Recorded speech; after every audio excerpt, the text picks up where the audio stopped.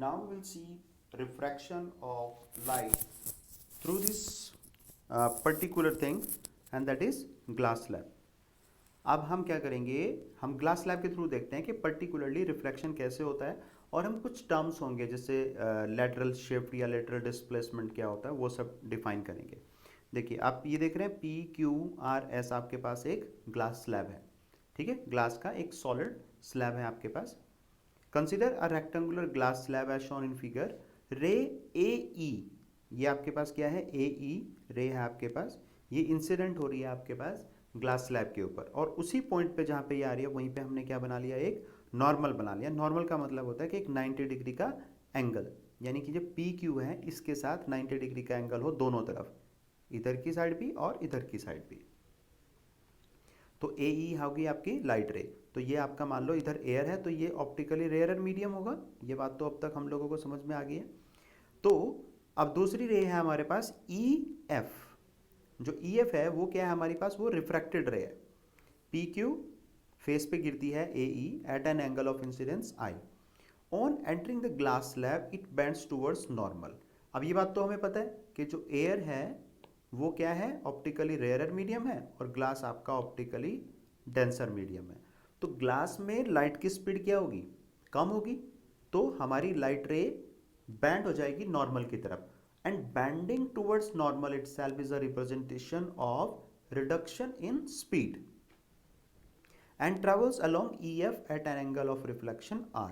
तो ऑब्वियस सी बात है, एंगल I जो है आपका वो ग्रेटर देन होगा एंगल R से, ठीक है। The refracted ray EF is incident on the face SR at an angle of incidence R। अब देखो ये जो एंगल R है आपके पास, तो ये भी क्या होगा, R होगा, क्योंकि ये लाइन और ये लाइन क्या है, दोनों पैरेलल है। और जैसे मैथ्स में हम पढ़ते हैं कि ये लाइन अगर यहाँ पे बनाएंगे हम तो दोनों एंगल इक्वल होंगे। तो हम ये कह सकते हैं कि फेस SR के लिए हमारा जो R है वो इंसिडेंट एंगल है, और जो यहाँ पे हमारे पास ये आएगा E को हम बोलते हैं एंगल ऑफ एमरजेंस। ये जो एंगल है E, इसे हम बोलते हैं angle of emergence. Angle of emergence हमारा इक्वल होगा किसके, ideally angle I is equal to angle E होना चाहिए, अगर हमने ये एक्सपेरिमेंट सही से किया है तो, ठीक है।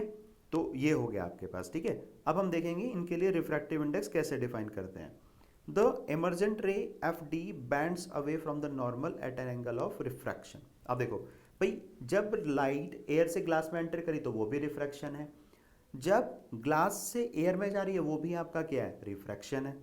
अब दोनों के लिए आपको रिफ्रैक्टिव इंडेक्स लिखना है या क्या कुछ करना है वो आपको अभी देखते हैं आगे। पहले आप ये समझ लो कि लेटरल डिस्प्लेसमेंट क्या होता है। देखो हमें पता है कि लाइट स्ट्रेट लाइन में चलती है, तो अगर ये ग्लास स्लैब PQRS यहाँ पे आपने नहीं रखा होता है तो लाइट पाथ फॉलो करती AE N' R, और इस तरीके से बाहर निकल जाती बिल्कुल सीधा स्ट्रेट लाइन में। बट अब हुआ क्या, आपने एक ग्लास स्लैब यहाँ पे रख दिया, तो आपकी लाइट रे का पाथ हुआ कि पहले बैंड हुई ये EF की तरफ, नॉर्मल की तरफ आ गई EF के थ्रू, उसके बाद फिर से ये क्या हुआ, नॉर्मल से दूर चली गई FD के थ्रू, F और D के थ्रू। अब हम देखेंगे कि जो एक्चुअल पाथ होना चाहिए था विदाउट ग्लास स्लैब, और जो पाथ है ग्लास स्लैब रखने के बाद, उन दोनों के बीच में जो वर्टिकल गैप है, जो ये वर्टिकल डिस्टेंस होगी, उसे बोलते हैं हम लेटरल डिस्प्लेसमेंट। कि भाई ऐसे वाला डिस्प्लेसमेंट जो बीच में ग्लास स्लैब रखने की वजह से हुआ है। The emergent ray FD is parallel to the incident ray AR, but it has been laterally displaced with respect to the incident ray. Incident ray से अगर कंपेयर करते हैं तो डिस्प्लेस हो गया है, इसका पाथ चेंज हो गया है रिफ्रैक्शन की वजह से। There is a shift in path of light on emerging from a refracted medium with parallel faces।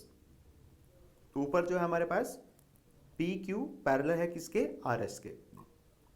अब लेटरल शिफ्ट क्या है, lateral shift is perpendicular distance between the incident and emergent ray when light is incident obliquely on a refracted slab with parallel faces। देखो ये जो line लिखी है यहाँ पे कि जो लाइट रे है आपकी वो इसी तरीके से पड़नी चाहिए प्रिज्म के ऊपर एंगल बनाते हुए, क्योंकि अगर ऐसे पड़ेगी लाइट रे तो वो एज इट इज निकल जाएगी सीधी की सीधी, क्योंकि ये नॉर्मल के साथ कोई एंगल बना ही नहीं रही है, तो रिफ्लेक्ट होने के बाद भी नॉर्मल के साथ कोई एंगल नहीं बनाएगी। तो ये हो गया आपके पास लेटरल शिफ्ट। अब देखो आपके पास दो केस बने यहां पे, एक केस तो वो जब आपकी लाइट रे कहाँ जा रही है, एयर से ग्लास में, और एक केस और है फिर ग्लास से एयर में। तो जैसे हमने पहले वो किया था, ऐसे एक बाउंड्री वाला डायग्राम बनाया था, तो ये उसी तरह की चीज़ होगी है। अब देखो आई क्या है पहले केस में, जब हमारी लाइट रे जो है वो एयर से ग्लास में जा रही है, तो ये क्या हो गया, case 1। I is angle of incident, R angle of refraction. चलिए, तो ग्लास का रिफ्रैक्टिव इंडेक्स एयर के कंपैरेटिवली क्या हो जाएगा, ग्लास का रिफ्रैक्टिव इंडेक्स एयर के कंपैरेटिवली साइन आई upon sine R, Snell's law यही बोलता है, ठीक है, कि जो n है वो होगा हमारे पास साइन आई अपॉन साइन आर। चलो, तो a n g is equal to absolute refractive index of glass. Case 2, जब आपकी लाइट ग्लास से कहाँ जा रही है, एयर में, अब क्या होगा, साइन जी अपॉन साइन ई।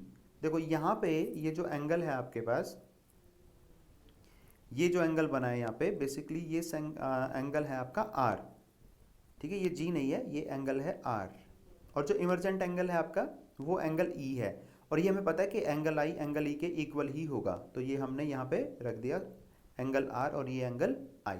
अब देखो एयर का रिफ्रैक्टिव इंडेक्स ग्लास के कंपैरेटिवली ये हो गया, लेकिन हमें चाहिए किसका, हमें चाहिए इसका, मतलब रेसिप्रोकल करेंगे तो क्या होगा, तो इन दोनों चीज़ों को रेसिप्रोकल कर दो आप, 1 अपॉन ये भी रेसिप्रोकल में आ गया, और इन दोनों को इंटरचेंज कर दो, आई का साइन आई ऊपर चला गया और साइन आर नीचे आ गया। अब दोनों को मल्टीप्लाई कर दो, जब आप दोनों को मल्टीप्लाई करेंगे तो आपके पास क्या आएगा, ग्लास का रिफ्रैक्टिव इंडेक्स एयर के comparatively is equal to 1 upon reciprocal, यानी एयर का ग्लास के कंपैरेटिव अगर आपको दे दे तो उसका रेसिप्रोकल कर दो आप, तो आपके पास सेम वैल्यू आ जाएगी। ये तो कॉमन सेंस की बात है। या फिर आप ये कह सकते हैं कि दोनों केसेस का जो रिफ्रैक्टिव इंडेक्स आया उसको आप मल्टीप्लाई कर दो and then you will be having a value of 1।